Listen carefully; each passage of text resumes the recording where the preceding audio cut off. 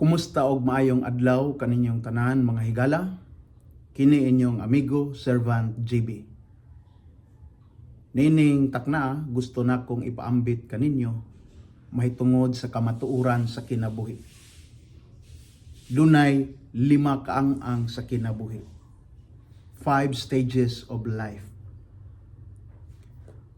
Una, mao kining sa English pa, time of birth. Panahon sa pagkahimugso, panahon sa pagkatao. Atong basahon ang Biblia sa Salmo 139, number 13 to 15. 13 ngadto sa 15. Nagaingon, ikaw ang nagbuhat sa tibuok kong lawas. Ikaw ang nag-umol kanako sa sabakan sa akong inahan. Gidaig ko ikaw kay angayan ka mang kahadlukan. Katingalahan og kahibulungan ang tanan mong gibuhat.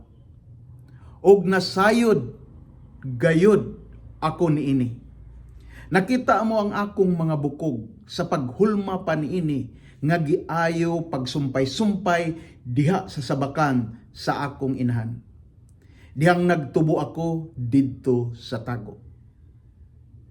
Atong makita niini nga mga bersikulo mahitungod sa pagbuhat o pag-umol sa Dios kanato sa diha pa sa sabakan sa atong inahan.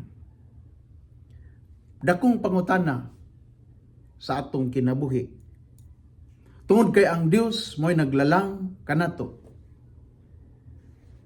Nakapasalamat ka na ba sa Ginoo? Sa imong dagway, sa imong postura, o sa imong panglawas? Tungod kay daghantag nadungog, bisan kamo, nakadungog ta nga naay mga tao nga daghag pagmahay sa ilang kaugalingon. Aguban nagmahay nganong kulot ko, nganong tulid ko, nganong lapad kog naong, kay lain-lain matag purma gyud sa naong. Naay mga half moon, naay full moon, naay crescent moon, o unsa pa na diha. Ang uban usab nagreklamo nganong dako kog mata, lain-lain klases mata, naay budlat og mata, naay gagmay mata, na ay igo-igo lang nga mata, ug na ay mga chinita or chinito nga mga mata. Ang uban nagreklamo nganong ni akong ilong nga perti mang mabua, taas man pero taas ang katag. Nagmahay sila sa ilang kaugalingon, nagmahay sila sa ilang naong. Usahay basulon nila ilang papa, ang ilang mama o kinsa man na didto sila niliwat. Ang uban nagmahay ngano ang ilang ilong. Matod pa nila kung tulupay bangag halublaks. Ang uban nagunahuna nagmahay usab ngano ang ilang bakba, ang ilang wait, ang uban dagko, ang uban nagbitay sa mga binsaya pangahinawayon nga mga wait nga naglambi. Unya na mga dunggan nga mga gagmay, na ay tangkag, na igo-igo rapod, na uban lagom, itumon, na uban pod pution, na uban mubo. Bisan ang mga taong mugbo, nagmahay, gusto sila untang mutaas. Ako dugay-dugay na kung nagampo gikan pa sa una, nagampo nga unta mutaas ko. Pero mao ra nay pag-ampo nga dili tubagon sa Ginoo.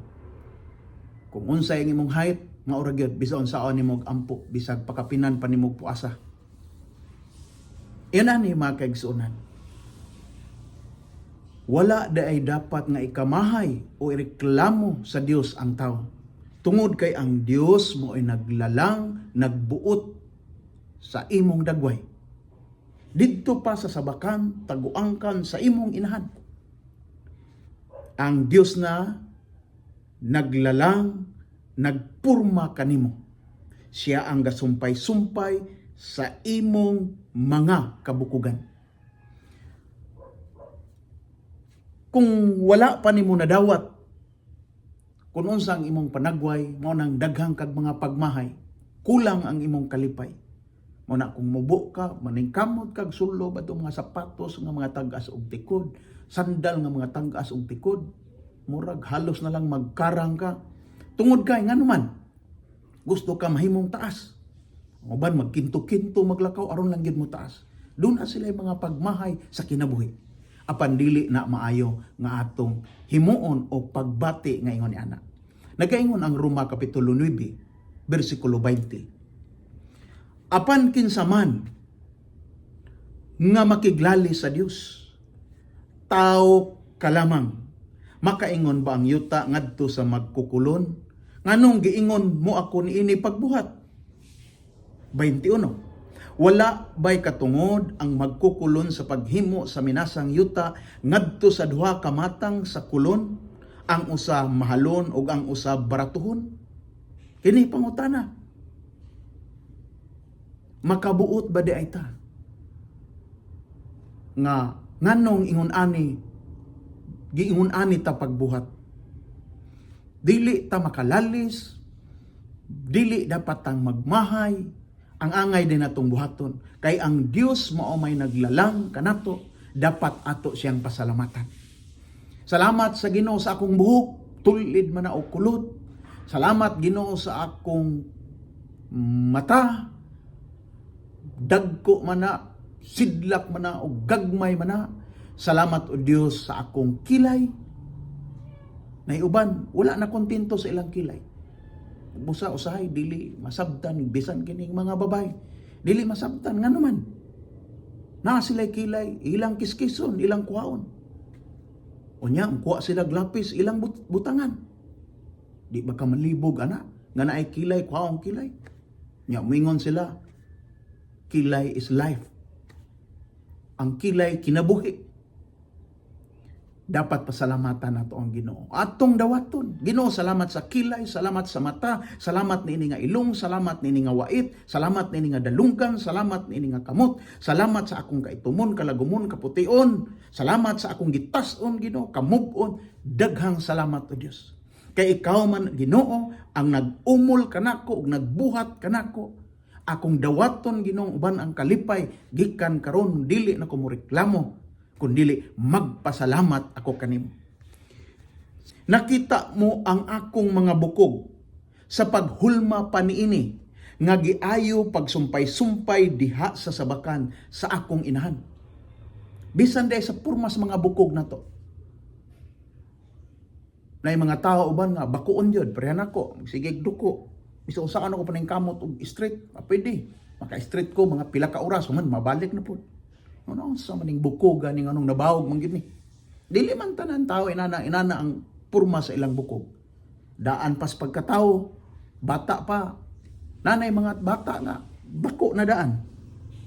Pero say giingon diya sa nabasa nato, ang Ginoo mo'y nagbuot niya ng tanan. Og siya mo'y nagsumpay-sumpay sa atong mga bukog diha pa sa taguangkan sa atong inahan.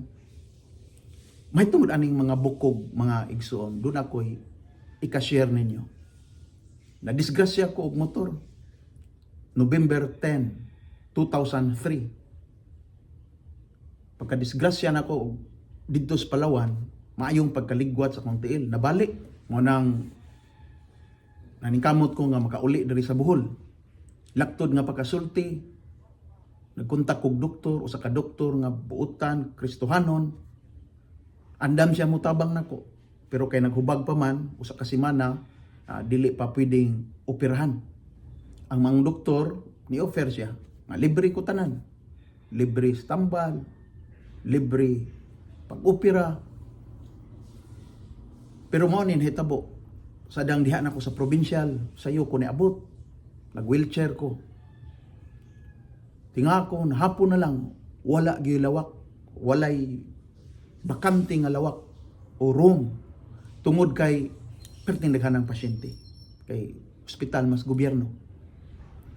Hangtod naghigda na lang ko sa gawas. Pero pagkagabi mga alas 9, nakasulod ko dito sa mga lawak nga tua po'y daghan nga gapingit sa kasakit.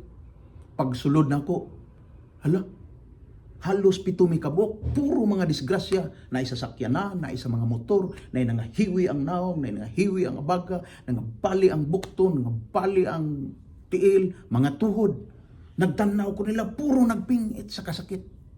Ako sad gapingit po sa kasakit. Pagsulod nako, murag gikulbaan ko, kay bisag gabi kita ko mga langaw. Nakahunahon ako murag mubo lang atong kinabuhi ani. Kung lamukon ka, mas taas ka kinabuhi kay gilamok man ka. Pero kanang gilangaw na murag hadlok na kay na. Murag mubo na lang yun. Kita ko daghan naman ning langaw. Dakton ka pagkasulti mga alas 10, nanay nurse ni Anha. Kay tauran ako og dextrose. Kay dito ibutang ang tambal sa dextrose. Pagtusok na karon sa nurse, wa man na igo sa sakto nga ugat. Balhin ako, sige gatusok. Perting sakita. Huna na ko, murag ipraktisan, mangguani. Unya mga igsoon, sa tinuod lang, wa pa ko sukad ng hospital. Wa sa ko naanad, wa pa ko sukad na tuslok og dagom. Muna nga, pagtuslok pa lang sa dagom, gaaguroy na ko sa kasakit. Moto nga natauran jud ko, kapoy kaayo ning madextrose ka kay magsige kag bayaw sa imong kamot. Kay dili pwede kanaog, sige kag bayaw. Kuya uwa po ning dextrose sagon ni nga. Kanunay man ta maghansa apa ni. Inana pagka mga alas 10 na naanay ni sulod pod. Lain nga doktor, ang doktor gitawag nag anesthesiologist kung ako nasayop. Mingon siya, "Sir, paliw kog tikubo, sir." Tikubo po ko. Nagdala siya dagom. Dako ang dagoma. Niyon siya kini, "Sir, mo ni saksak og maa sa imong likod. Pag operahan na ka." Tanan ako sa dagom. Aguroy na manggani ko atong gagmay pa nga dagom sa dextrose.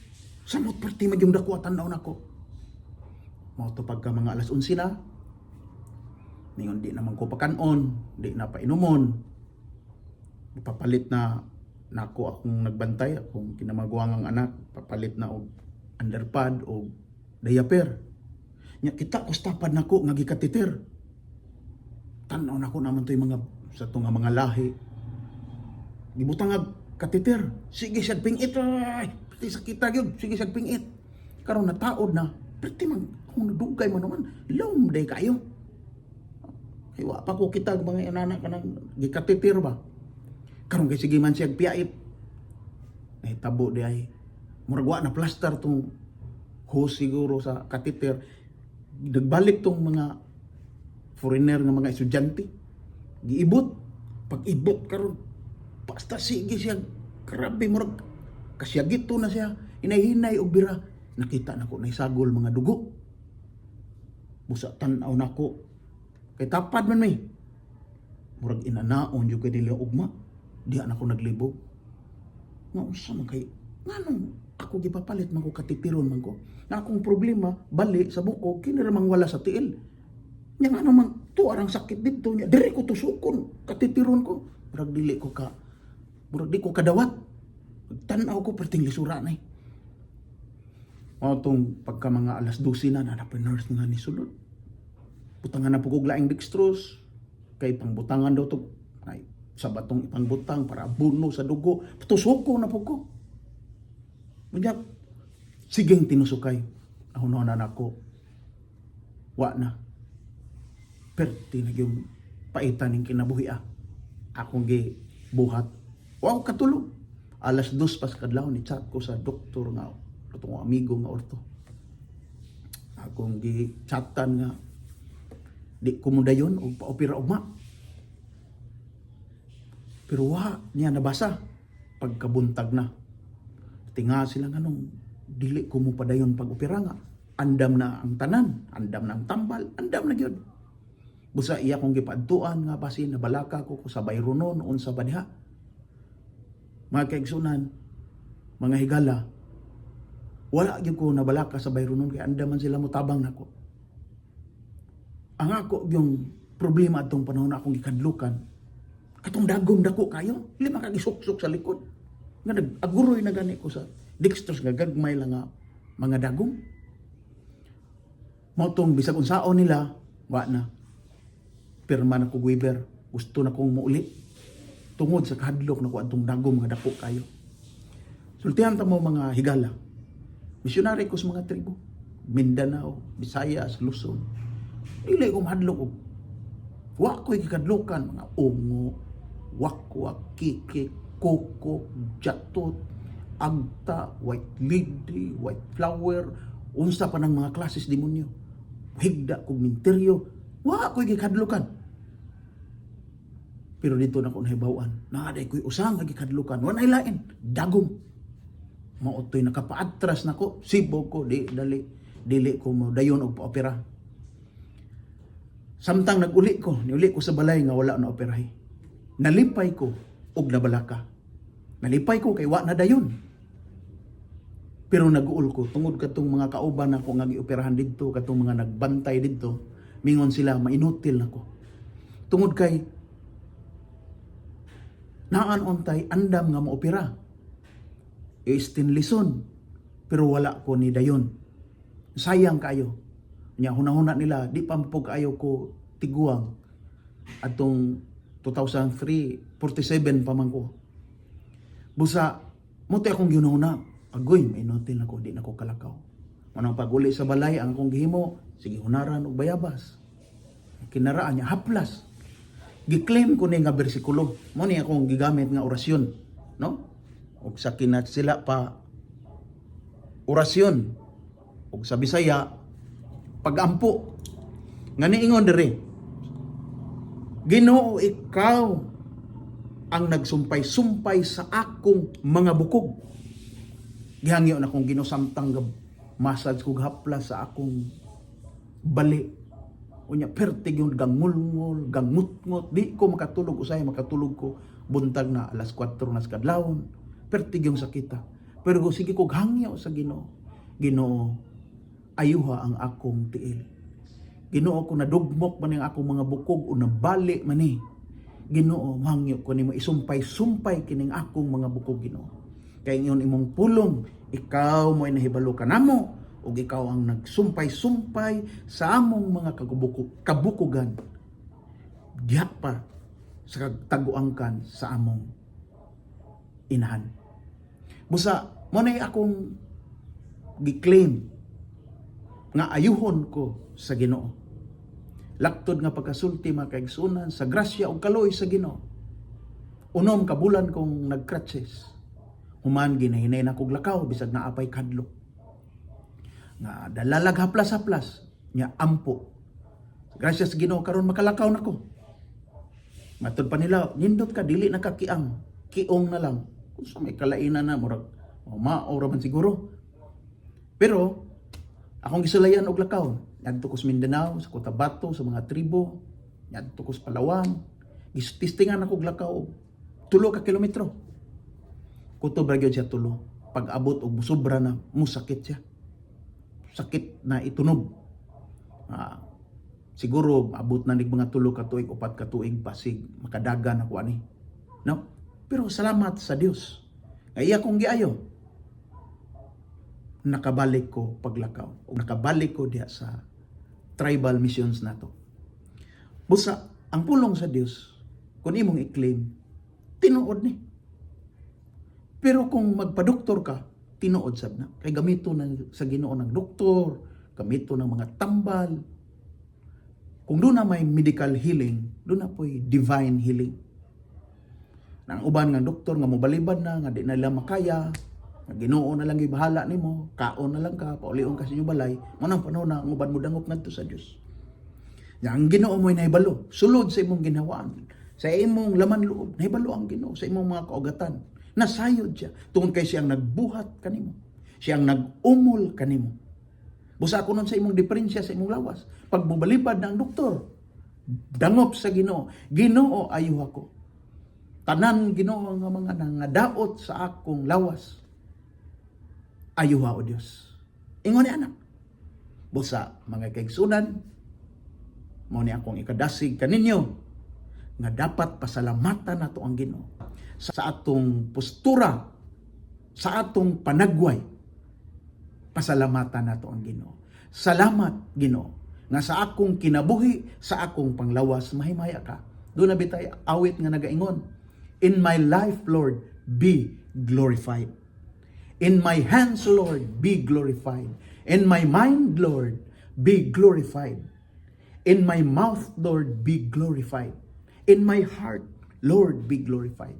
Busa mahimaya ka Ginoo sa akong lawas, sa akong pagkatao, sa tanan nga niya kanako. Bless the Lord, O my soul, and all that is within me. Bless His holy name. Daghang salamat, mga higala. Ang Ginoo magapanalangin kanatong tanan.